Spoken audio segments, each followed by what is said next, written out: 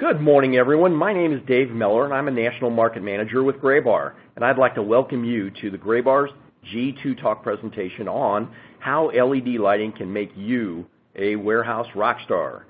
This talk is part of a webinar series we offer each month.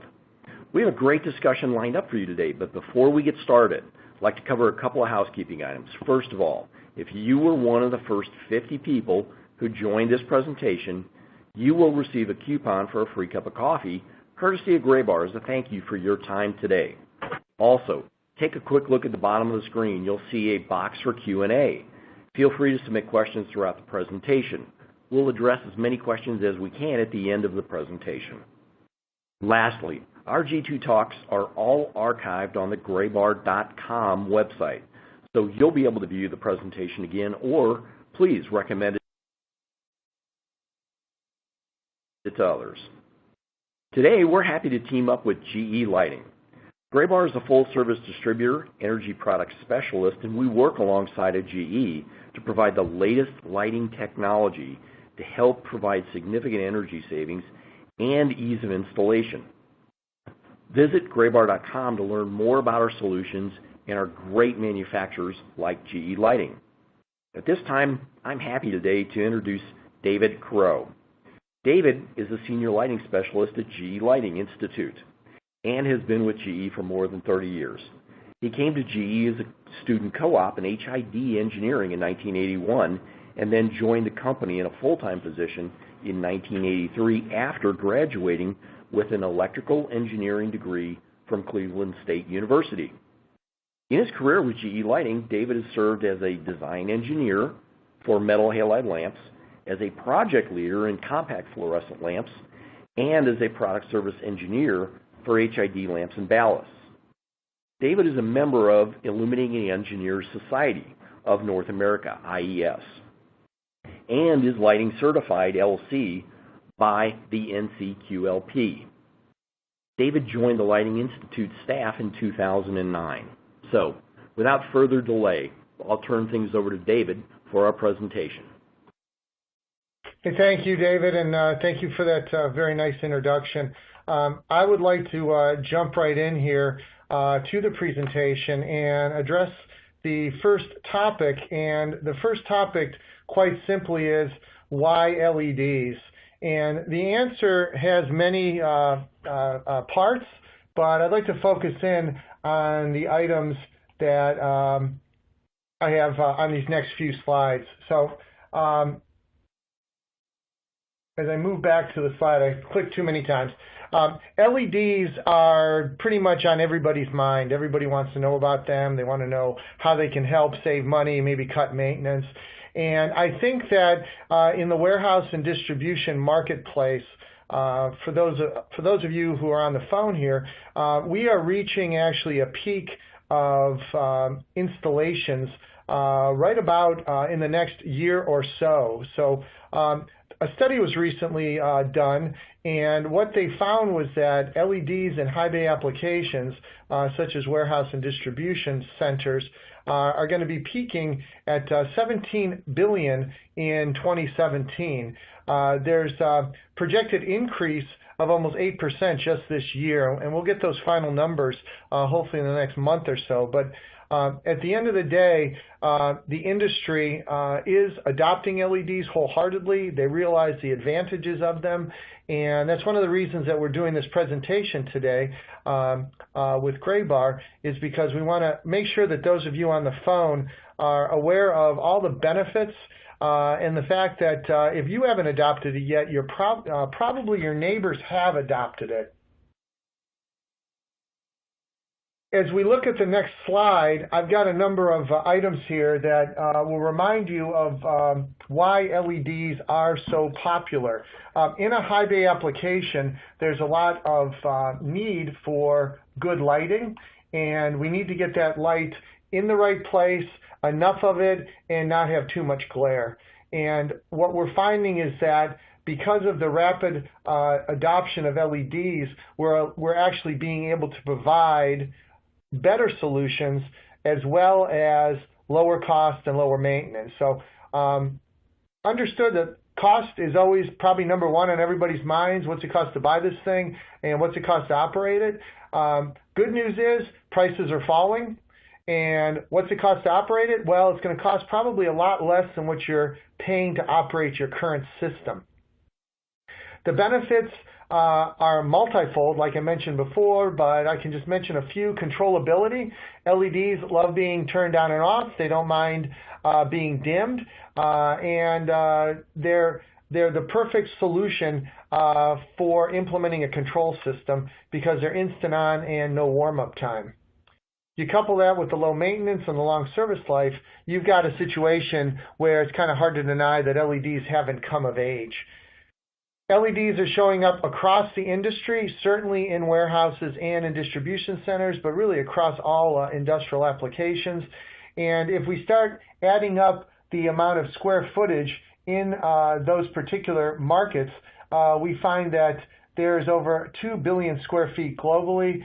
And of those 2 billion square feet, 44 billion actually need some kind of high bay lighting. And hopefully after this talk with myself and Dave Miller, you'll begin to appreciate some of the advantages of LED, and maybe that'll help you make a choice to move that way now rather than in the future. The talk is focused on our guests, and thank you so much for calling in. Warehouse and distribution is a large segment of where LEDs can be used, but I just want to take a moment and digress and say that pretty much any kind of lighting source you're using today in your facility, we have an LED solution that's going to give you lower energy costs, lower maintenance costs, and essentially headache-free lighting for many, many years, including such places as office lighting, parking lot lighting, indoor storage areas, hazardous location, loading docks. You can see from the picture on the screen here that all of these different areas have LED solutions that may be justified for different reasons. Some of them may be because I want to reduce my maintenance because it's so hard to get to the lamps. Others might be I want lower energy costs because I run these things 24/7. A third might be, you know what, I really need controls in this area because I feel like I'm wasting electricity running lamps 24/7 when nobody's there. So the justification can be different, but at the end of the day, the solution is all the same. LEDs are your solution for your warehouse and distribution center lighting needs. As we move into the next section here, I want to just bring up some possible scenarios that you might be facing as you're thinking about moving from your old HID system to, let's say, an LED solution. My first choice would be a fixture like I have shown here. It's a 190 watt high bay LED. You see that on the right. And that actually is going to give you equivalent light output as that old 460 watt HID metal halide system. So let's just walk through some options on what you can do with this. The easiest way to save money with lighting, I think we would all agree, is to shut the lights off. But, you know, that kind of makes it hard to work in the space. So if I can use lower wattage and still get the same amount of light, then I have a winning formula. So in this case, the question is, well, how much light is enough? And the Illuminating Engineering Society of North America, the IES, does have recommended foot candle levels for both warehouse and storage and distribution centers. A foot candle is defined as the amount of light on a surface. In this case, it would be the surface that the forklift is driving on, which would be probably your concrete floor, or your vertical surface where you actually have boxes with labels, or you have your products that are labeled in some way. So foot candles is the amount of light on a surface, be it vertical or horizontal, or actually any angle. The IES recommends 10 foot candles minimum on horizontal. That would be where the forklift would be driving. Vertical foot candles minimum 5. That's where you're reading your labels. And then a contrast ratio, meaning the average to minimum brightness to darkness of not any greater than 5 to 1. So those are the target numbers we want to hit to meet industry standards. So let's look at that a little closer with this 400 watt metal halide versus the LED that we're thinking about putting in. What we did was we created two virtual reality warehouse spaces with shelving. Ceilings were 33 feet tall, racks were 28 feet tall. We put an aisle between the racks, and we put 3 fixtures in. This was all done in AGI 32, and what we've found through many years and literally thousands of these design iterations is that the numbers we get in AGI 32 as predictors actually show up in real life when we go out to the space after it's built and measure it with an actual light meter in your hand. So I feel the numbers we'll be presenting here are very real and reproducible in your site. So we did an HID simulation, and then we did an LED simulation. And notice that I used a very tight lens on the 55, on the LED, a 55-degree lens. That allows me to put the light where I want it and not have a lot of light spilling all over the place, which the HID does because I don't have that kind of optical control. As we move on and actually look at the light levels that we measured in this computer simulation, we find out that both situations do meet the 10-foot candle minimum on horizontal foot candles. But you'll notice in the center, the vertical foot candles, which is very, very important in a warehouse where I need to find product quickly on shelving, be able to read labels, be able to get barcodes. I need to be able to find those products quickly so I can run an efficient business. The vertical foot candles on the HID installation actually fail the IES minimum. They're actually less than 4 foot candles, where the spec is 5 foot candles minimum. The LED, on the other hand, actually exceeds the IES recommendation at almost 6 foot candles vertical. And contrast ratio, average foot candles, the minimum foot candles, both systems do meet less than 5-to-1. So if you're running that old HID, you may not be meeting industry standards today and you don't even know it.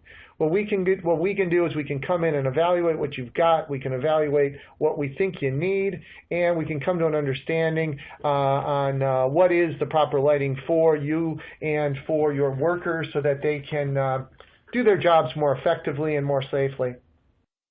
I've blown up the pictures here from the computer simulation, and I want to focus your attention on the floor area between the shelves. And if you look closely at your computer model, you'll notice that the floor for the HID version is very modeled. There's a bright spot and then a dark and a bright and a dark. That is probably what you've got in your warehouse today. You'll notice the picture below it with the LED improvement. The light is extremely uniform, and also the light on the shelves is actually extending deeper into the shelves because you know what? Sometimes those boxes aren't right on the edge. Sometimes they're kind of pushed in. If I can get more light reflected off the floor, if I can put more light on those vertical surfaces, it's going to help my workers be more effective and make me have a more effective business. So with that, I'm going to turn it back over to Dave Miller, and he's going to talk about an actual application. It's all yours, Dave. Thanks, David. Hey, you know, that's a great point. The boxes are never up front, and having light that goes well deeper into your shelf just helps us all scan and read those labels. So, Graybar, although we're a sponsor here today of this G2 Talk, we also operate warehouses for a living, just like you. We know what this is. We have been upgrading our warehouses to HID over the years, then fluorescent over the years, and now LED. So let's take a look. In our warehouse in Hayward, California, it's a 132,000 square foot distribution center. We're pretty efficient. We have got 6 lamp T5HO fixtures in there. Each fixture is about 350 watts each. As you're looking at these images, well, first of all, I hope this is the outbound side of our warehouse because I really like to think that all of those boxes are heading out towards our customers right now. Good for business. But the fact is that each fixture is consuming 350 watts, and you can also see in the ceiling we've got some skylights in there. So then let's flip to the renovated slide. So in this image, what we've got is the same 132,000 square feet. We've got new LED 267 watt fixtures that one for one replaced the existing T5 HOs. Our payback is 2.2 years after utility rebate. That's huge. Really nice upgrade after only upgrading a handful of years ago to the T5 HO fixtures. So much brighter, better illuminance, reaches far deeper into the racks. If you want, take a quick look down and look at the statistics. Remember what Dave said about the IES standards? Our horizontal in the aisles is 20-foot candles, the staging area 30-foot candles. Vertically, we've got 5 and 14. So much brighter, much more usable light. As we all know, light and bright equals clean and safe. OSHA has shared there's over 100,000 forklift accidents a year, and we want to exceed those levels to make sure that our folks are seeing everything as well as seeing our people, right? As Graybar, we've actually reduced our electrical spend by $9.6 million over the last decade. So now is a great time to upgrade to LED. So Dave Crowe, there's a lot of options out there. How can you help us decide what the best solutions are for our applications? Yeah, I'm glad you asked me that, Dave, and it's something that we've given a lot of thought to, and what I'd like to present now is a good, better, best scenario that hopefully logically can take you from where you are today to a better solution. And where we want to start is once again with the Illuminating Engineering Society and a new guideline that they just published. It's LEM3, which means Lighting Energy Management number 3. That's actually the technical number of the document. Title is Upgrading Lighting Systems in Commercial and Institutional Spaces. And they open up this document with, I think, a really good question. Why do I need to improve my lighting? I like my lighting. I've gotten used to it. I know the problems. I know how to fix it. Why would I do that? Well, here's 8 really good reasons to consider updating your lighting. You've got old technology. Back in July of 2012, T12 fluorescent tubes became much, much harder to get. The standard ones pretty much went away. We still have very expensive ones that you can buy, but that is an obsolete technology. Likewise, metal halide, which has served the distribution warehouse market lighting needs literally for decades, that is now considered obsolete because of LED. How about light levels too low, or glare problems, or problems with lenses?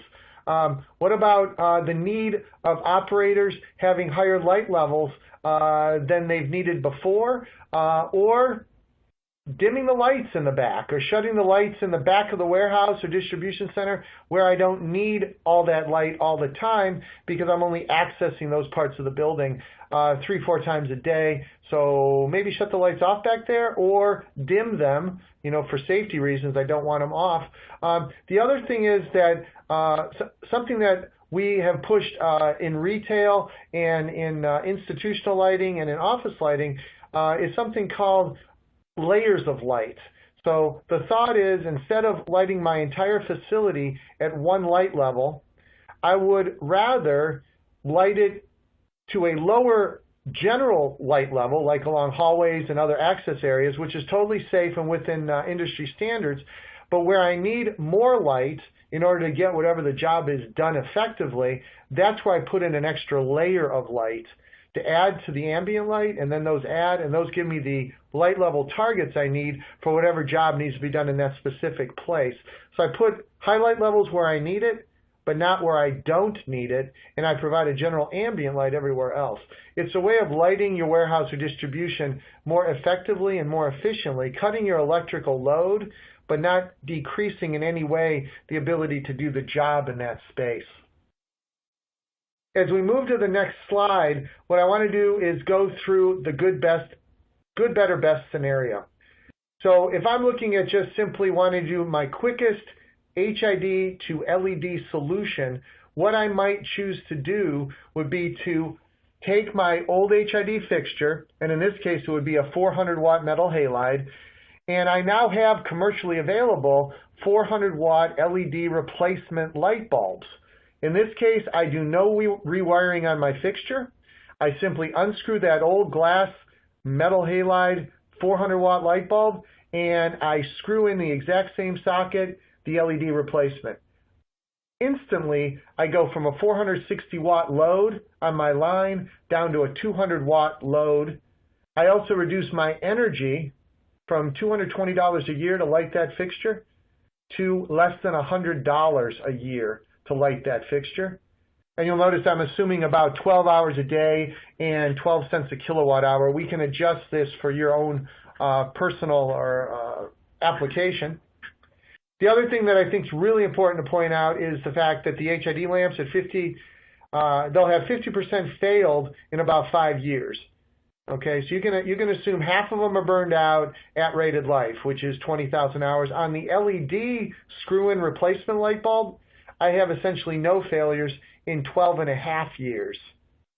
Okay, so I more than double the usable life, and I decrease the failure rate to essentially 0 with the LED. You might agree this is a good choice. Now, what's the downside? The downside is I can't dim it. Oh, I thought LEDs were dimmable. Well, you don't have a dimmable ballast in your old fixture, so it's not dimmable. It's open only, so open fixture only. If you have an enclosed fixture, you can't use this light bulb because it's going to run too hot. It is universal burn position, so if you got base up, base down, horizontal, it's good. Also, this light bulb's only rated for indoors, so you can't use it outside like you might have in the past, maybe in a parking lot. So, yeah, it's got a lot of wonderful features, but I'm relegating it to the good category because you know what? I got something better to show you. The better option would be, once again, a 1-for-1, so I'm not changing any wiring in my ceiling. I've got the old HID fixture. I literally drop it to the ground, and I'm done with it. And for every one I take down, I put up a single LED fixture, like the one I have shown here. I'm now giving you a little bit better option on electricity. Okay, instead of $96 a year, this one's only going to cost you $91 a year for electricity. But notice what I did to the life. I went from 12 and a half years to 25 years with essentially no failures. And this one is dimmable, so I can now put controls on this. So going from good to better gives me not only significantly longer life, like a factor of 2, it also presents the option of being able to have controllable optics. It gives me controllability. Okay, so I'm kind of liking this as a better option. Now, honestly, I couldn't jump right to best because I had another idea for you. And the other idea goes like this. If you are willing to rewire your ceiling or, like in a major renovation or in new construction, if I still use that old 400-watt base as a 400-watt baseline example, if I'm okay with actually redesigning my wiring, I can now take down my 400-watt and actually put up fewer LED fixtures and still get usable light. In fact, I actually get better light. In this case, what we're finding is, and the IES is finding, is that with LED fixtures, we can oftentimes reduce the total count in a major redesign or major retrofit by up to 20%. So now instead of taking one fixture down, putting one fixture up, I take 10 fixtures down, I put 8 fixtures up. That's going to help your bottom line on your investment. It is also going to reduce your maintenance because you don't have to worry about 20% fewer fixtures. They're also, of course, controllable. They got the energy savings, and there's your 25-year life. So that's why I've got this even better option, which would require redesign. The best option is kind of a combination of everything you probably are thinking already. So the best requires a redesign, which means take down 10 fixtures, put up 8 fixtures, but now include controls. And with controls, I get an additional 20% savings. So at the end of the day, I now can go from a 460-watt system, my old HID, down to a 122-watt LED system, give you your 25 years life at 4,000 hours a year with controllability, which is now the best option I can give you. I know that's a lot to think about, and I know I went quickly, so what I've done is I've summarized these 4 options on this slide so you can see them all side by side, the good, the better, and the best. And the top two are for a replacement option. Take one down, put one up. Okay, no rewiring. Option 3 and 4 is going to require rewiring, but it gives you 20% fewer fixtures.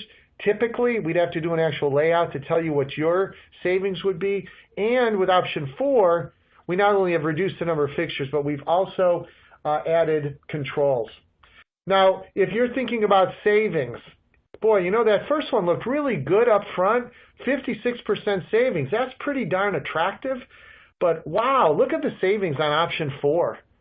Option 4 is giving you 73% energy savings. Now, this is a projected energy savings. Obviously, I'd have to do this actual lighting layout for you in your facility to tell you what your actual savings would be. But this is all, these estimates are done with good engineering judgment, and this is certainly ballpark. This is what you could get with these different options. So LEDs are flexible. I guess that's what I want you to take away from this.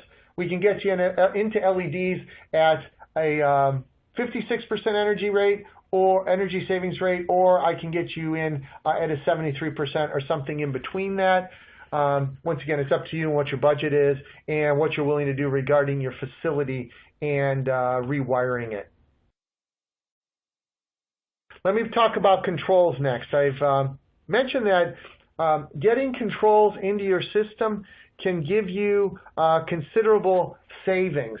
And let me just talk about some of those. Now, the simplest control is going to be an on-off switch. It's going to be a breaker in a lighting panel. It's going to be a light switch on a wall. It might be a manual dimmer that's been installed on a wall that you can control a certain zone in your building or maybe a certain zone on the floor.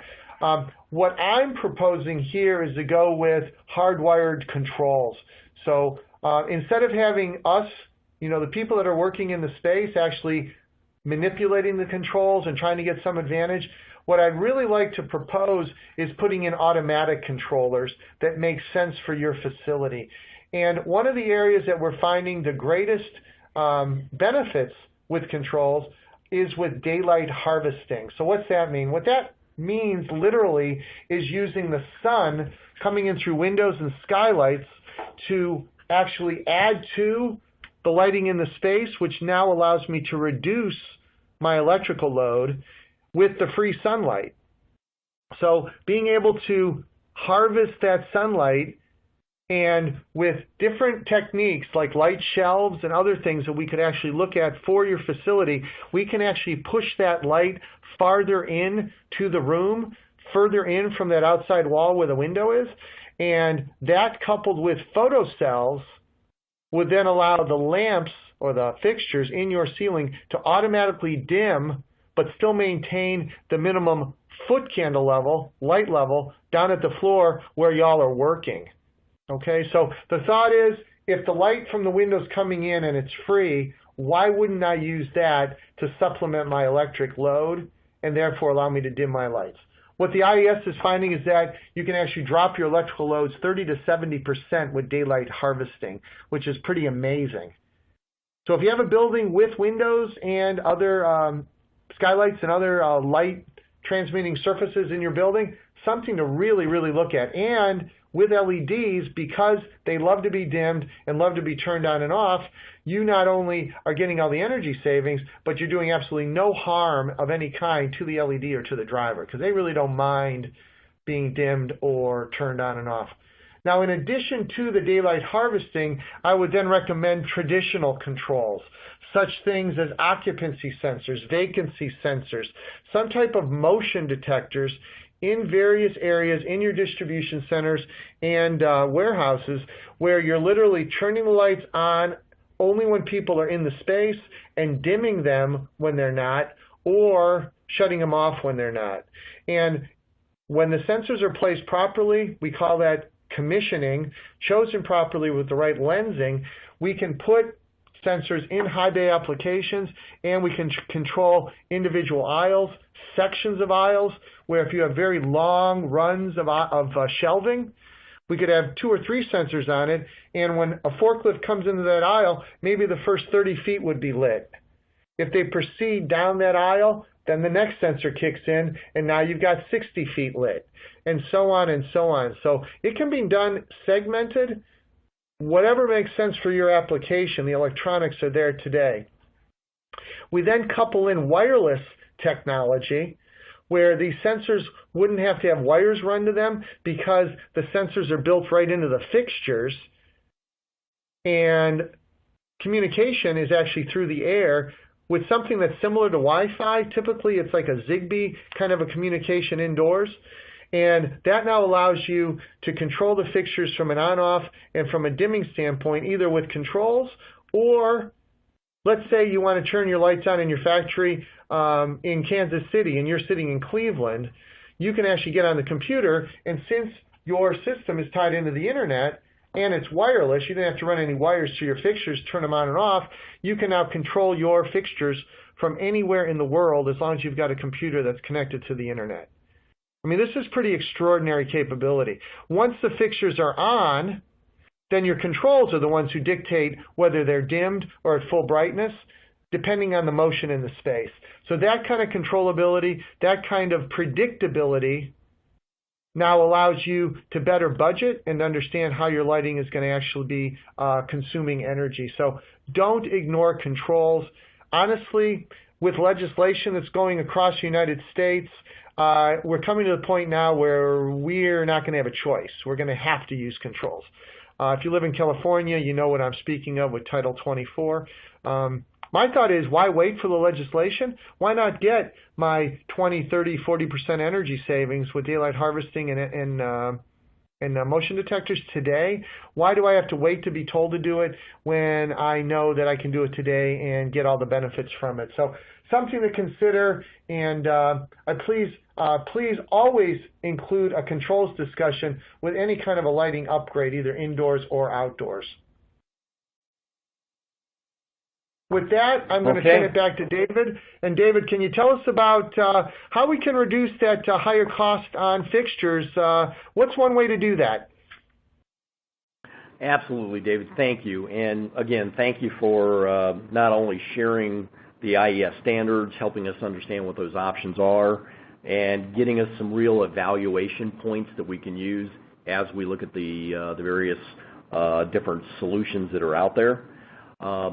Going forward, there's a lot of questions that come up when you start doing a proposal like this and looking at a project. As managers of warehouses, folks who run them, projects like this can really represent a disruption to the business, right? So let's try and take this apart to make it a little bit more bite-sized and make it easier. So first of all, Graybar has distilled this down to a fairly simple 4-step process.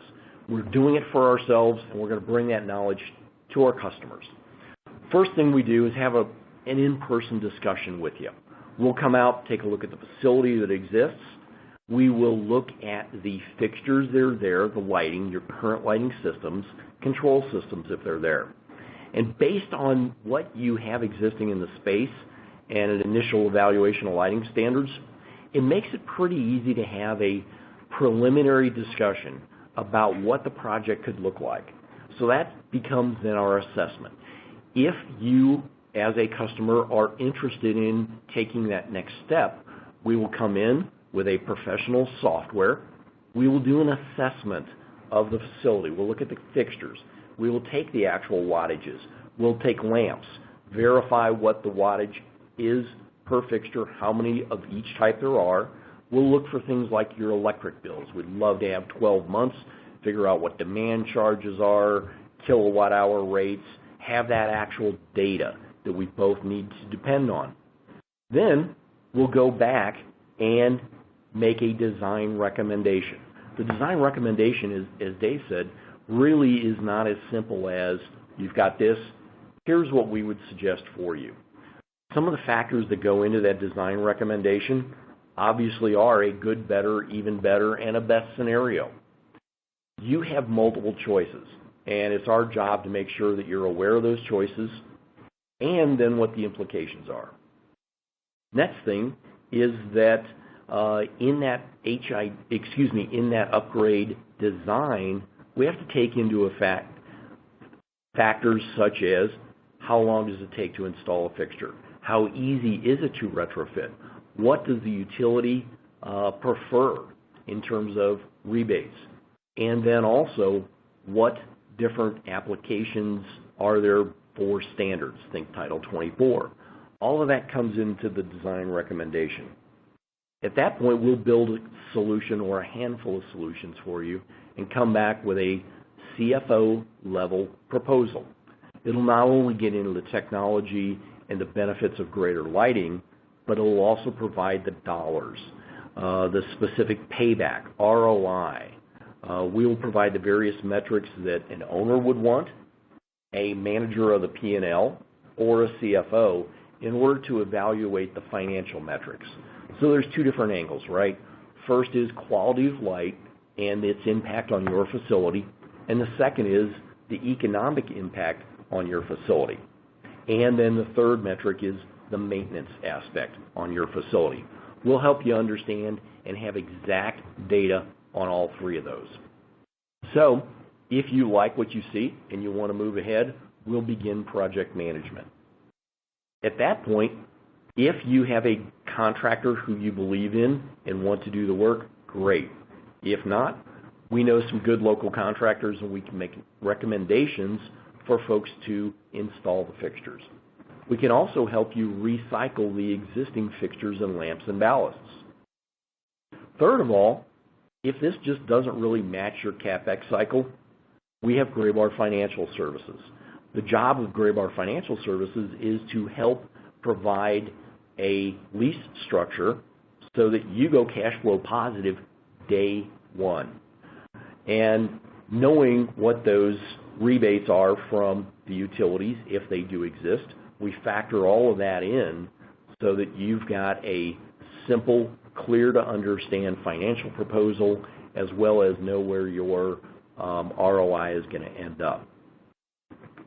Lastly, we did mention utility rebates.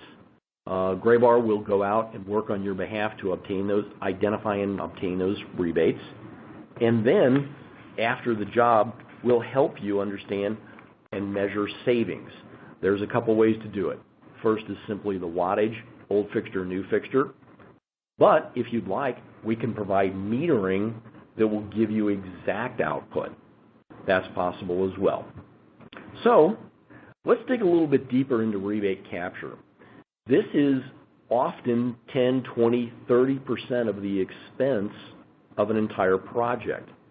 So right now, utilities and many utilities across the United States are collecting fees for many of their commercial customers, and that fee goes into a fund which is then redispersed among those users of that utility as an energy upgrade. So in this particular case, this utility will offer an energy incentive upgrade for a certain amount of kilowatt hours reduced. As Graybar, our team knows what those utility incentive programs are. We're in contact with them. We're often a trade ally. And we will not only look for the rebate that's the most effective for you and your facility, but also utilities tend to have specifications around what solutions get chosen. So what you and I are both looking for is a solution that is not only easy to install, it's the solution that's going to give you the lighting that you need for your facility for safety, for security, for efficiency, but then also it's going to be the fixture and solution that that utility is going to pay the maximum rebate on. So it's a little bit more complex than it initially appears, but the good news is we will help you identify the right solution, help work with you to file the paperwork, and then capture that rebate. So it's a very important part of the overall solution. Okay, let's jump into the questions phase. So during the last few minutes, a number of great questions have come in, and let's start with the first one. David Crowe. So back to option number one. A question came in. Doesn't the ballast still create load, and the lamp's required to use the ballast in the HID fixture for that example?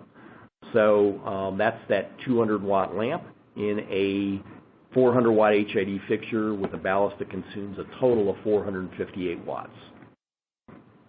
Yeah, very, very good question, and let me explain that. Yes, the ballast does always cause a load because it's not 100% efficient.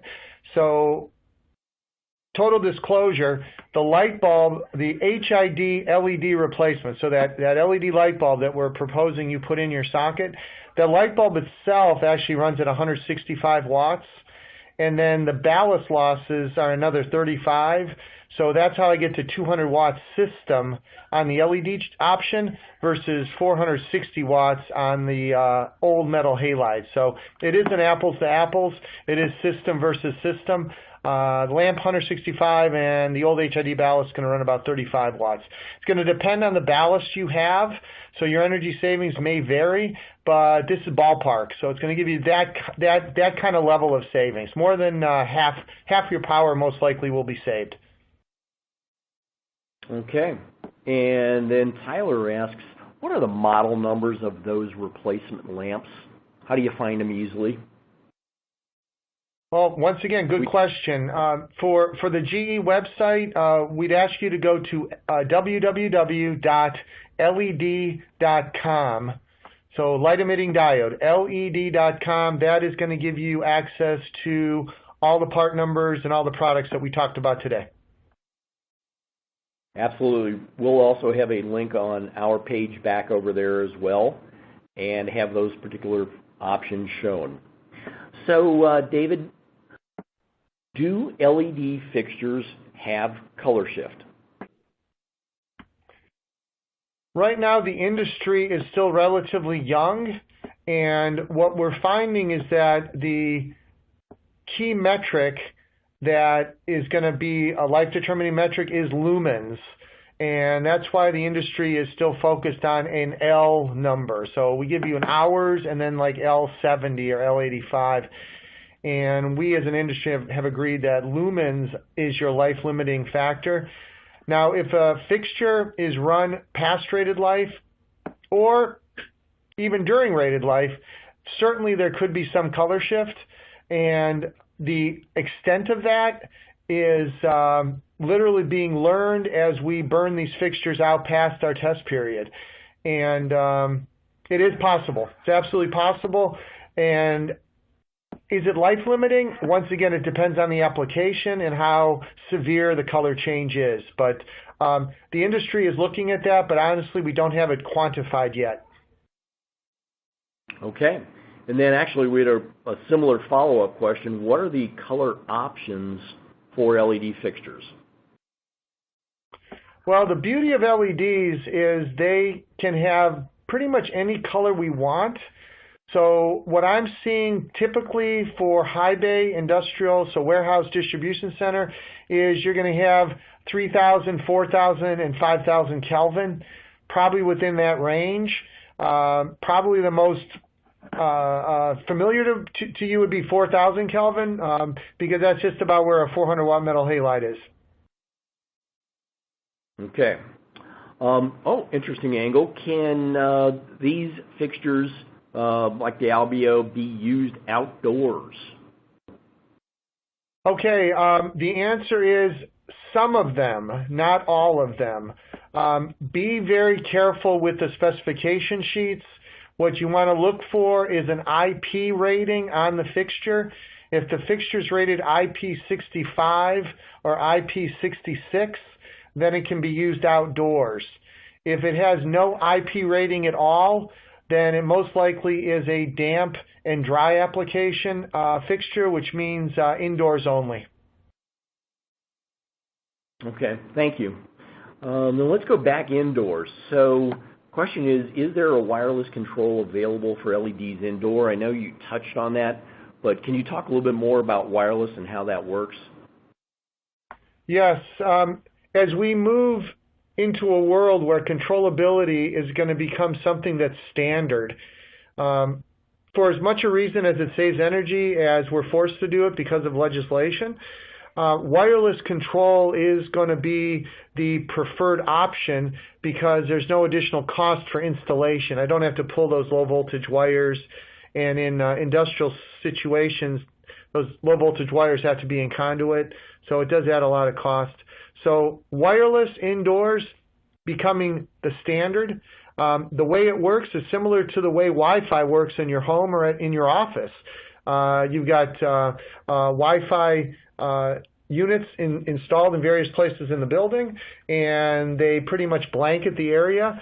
And as long as your fixture can connect to that local Wi-Fi hub, then it's going to be connected to the internet.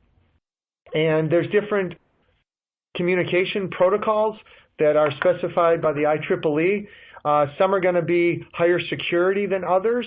Others are going to have the internet part actually part of the wireless protocol, or in others it's actually something that's added. So you got to get into the detail, but at the end of the day it's going to give you a low-cost installation because there is no additional cost for wiring or installation, and give you controllability up to including monitoring power, dimmability, on-off, and I guess whatever else regarding intelligence we can put in the fixture. Okay, good. Thank you. There's 3 or 4 questions that are coming in all around the same topic, measuring foot candles. How do you measure horizontal? How do you measure vertical? What about the apps that you get on the iPhones or regular phones? Would you get into measurement of light levels? Absolutely. Thank you for that question. Foot candles are what you're buying. Okay, I mean, at the end of the day, you're buying foot candles. You need to have a certain amount of light on surfaces so that the job can be done in that space. And to be able to monitor initial foot candles and how foot candles change is something that's important to you as business owners and business operators. Simple foot candle meters can be bought at Graybar. And for indoor light levels, those are going to be quite adequate typically for measuring vertical and horizontal foot candles. There was a mention about iPhone. I'm picking on iPhone, sorry. Picking on apps, regardless of who the provider is. Those are going to be, some are good, some are not so good. I've seen some that are pretty accurate, others that are not. If you are in the business and this is something that is part of your livelihood, I would recommend buying a real illuminance meter. One that is calibrated, one that has cosine correction, which means that if the light's coming in at anything other than 90 degrees straight into the sensor, it's going to correct for that angle. Using your cell phone is going to be, if anything, tenuous and probably not very predictable. Foot candles horizontal would be typically for indoors is 30 inches off the ground is the standard height. In an area where you're running forklifts, you would actually measure your horizontal foot candles on the concrete, actually where your people are walking and your equipment is moving. So literally on the ground, you'd put your foot candle meter. And for vertical foot candles, I arbitrarily chose 5 feet. So all the numbers I put in the presentation were the foot candle measures from my software at 5 feet. Honestly, you measure your vertical foot candles where you need to read the labels. So if you've got boxes 3 feet off the ground, 5 feet, 10 feet, 20 feet off the ground, and you got to read labels, that's where you would measure your vertical foot candles.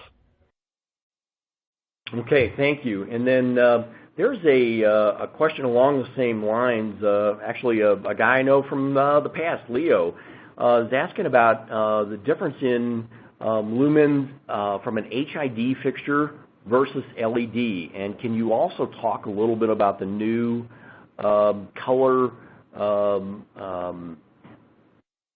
recommendations from IES and how that's going to play LED versus other color quality measurements? Yeah, I know there's confusion. There certainly is a lot of chatter about lumens from LEDs can't be measured with a standard foot candle meter, and you know, there's that kind of talk. From an engineering standpoint, from an IES standpoint, there is only one lumen that is defined, and it's actually defined as a function of how you see color. So it's tied back to the human vision system. and it's defined. It's what all of the foot candle meters that you buy in the industry are going to be calibrated to. It's called the V lambda curve. It's the photopic curve that defines standard human vision for an average person. So lumens are lumens are lumens, and the lumens measured from an LED is going to be a number, lumens from an HID is going to be a number, and since there's only one lumen, that is the number. Where we start running into some problems is if we have a inexpensive foot candle meter that may not be calibrated very well in the low wavelength, I should say in the short wavelength region, which is blue and purple. LED fixtures with white light typically start out with a blue or purple LED, so there's going to be a lot of those wavelengths in the spectrum. If the meter's not calibrated to capture those shorter wavelengths, which are still visible to the human eye, that meter's going to give you inaccurate values. Once again, this is why I recommend buying a good foot candle meter from Graybar, one that is traceable back with calibration. As far as color standards go, there has been an issue. Yeah, there's been an issue with color standards, specifically, as Dave just mentioned, color rendering index, probably pretty much since the 1930s when we started introducing fluorescent lamps, because now suddenly the standard, which was based on incandescent as the best and the sun as the best, now didn't necessarily make a lot of sense when you have different light sources like HID or fluorescent or LED. So there has been a proposal by the IES for a new color standard, but it has not been adopted by the industry. It is simply a proposal. Honestly, there's been a lot of proposals. And what we've got today is color temperature, CCT, correlated color temperature, which tells you the shade of white that a white wall would be. It tells you nothing about the other colors of the spectrum, just what white's going to look like.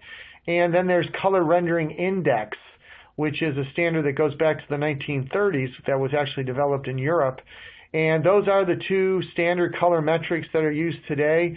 And since these metrics only change when there's industry consensus across the entire world, it's going to take a little time for something new to show up.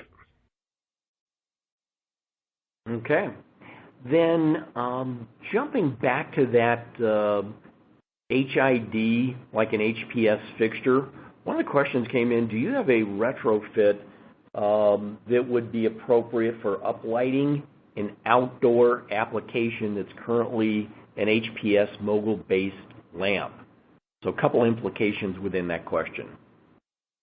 Yeah, so you're talking about uplighting, so you need something that's probably horizontal, and it's high-pressure sodium, so you've got a high-pressure sodium ballast. And right now, speaking for GE, the only retrofit lamp that we have, number one, is open fixture, and that outdoor uplight's probably enclosed. The only offering we have for an LED screw-in replacement lamp for HID is for metal halide, M59, M135, and M155 ANSI ballasts. So if you have one of those three types of ballast in your fixture and your fixture's open, then you can use that screw-in replacement lamp. It is not suitable for high-pressure sodium ballasts at this point. Okay, we've got LED fixtures for that then. Another one came in. Is there a fixture that's a good application for a 10-foot ceiling? LED. We would not use the high bay in that. We would use what we call low bay, and there are a number of excellent options for a 10-foot ceiling. If it's a drop ceiling, we would certainly have troughers and surface mount fixtures. If it's an open truss kind of commercial area, we have many different LED fixtures that would be perfect for a 10-foot ceiling that would hang on chains or cables or conduit or threaded rod. that would replace your existing fluorescent that you most likely have 10 feet off the floor. So the answer is yes, and Graybar can certainly help you with that. And if you just want to look at LED.com, you'll find a lot of different options on that website. Okay. Next question, Matthew wants to ask a couple questions about DC. So what's your opinion about powering LED lighting from DC versus AC? Obviously, there's a handful of applications such as a UPS or a PPV solar array that might make it a little bit more interesting. Well, I'm thinking Thomas Edison is smiling when you ask that question. So thank you for asking that question. LEDs are a DC device. So I can simplify the driver if I start with a DC source. So if I'm starting with solar panels or with batteries, I've already got a DC source. Now I just have to adjust its current and make sure the voltage is proper so we can run the LEDs. I'm thinking of an automobile. More and more cars on the road you're going to see with LED headlights. I'm seeing many of them now. LED brake lights, and then all the lights inside the car, the dome light and the dashboard light and the courtesy lights. Everything's ending up LED. Well, why is the automotive industry just kind of wrapping their rounds around LEDs? That's because cars have batteries in them, and they've got a very readily available, very hard line battery sitting under the hood of the car that can power all the lighting needs in that entire vehicle.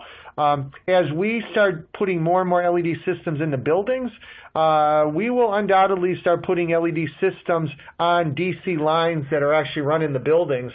And that's going to reduce the amount of electronics needed to take the AC to DC because the DC's right there in the wall. So good question. And yes, LEDs only run on DC. And if you can put more DC available for them to plug into, then they'll work. And that's why they're so popular in cars. Okay, thank you. Mark, I saved your question for last because it's a great transition. So Mark asks, hey, back to that four-step chart, what's the cost for each step? What's deliverables? So I just say, as Graybar and GE, our goal is to help you upgrade to a great quality LED system, right? So we'll come out, have a conversation with you, and we're not going to charge you for that. Same thing with the assessment, the proposal. We'll build this together in good faith as two business folks working together to do the right thing. So at that point, the deliverables are a design recommendation around fixtures that are appropriate for your facility and in harmony with any local laws, requirements, and designed to take the utility rebate incentive into effect. So our goal is to get you a solution that's going to work well and provide you the best ROI and the best lighting output. There's no charge for that. It's simply a good faith business proposition. So having said that, next steps. If you're interested, shoot us an email or come download the guide of A Brighter Future for Your Warehouse, and then also fill in your VIP pass. www.graybar.com. On there, we've also got information on energy costs, maintenance, safety. So graybar.com, applications, energy solutions, Rockstar Warehouse. You visit the warehouse site, we'll respond back to you as well there. There's a couple of folks who have more specific questions we didn't get to regarding effects on patients in a medical application, etc. We'll get back to those specifically via an email. So then, on behalf of Graybar and GE, just want to say thank you for attending today and hope you really have a happy holidays. David, any last closeout comments? Thank you, David. And I also want to thank Graybar for giving us this opportunity to present along with you. And hopefully the folks on the phone found this beneficial. I know I enjoyed talking about it. I hope you enjoyed listening to us. And David, thank you so much again, and happy holidays, everybody, and I hope to do this again soon. Okay. So long, folks. Signing off.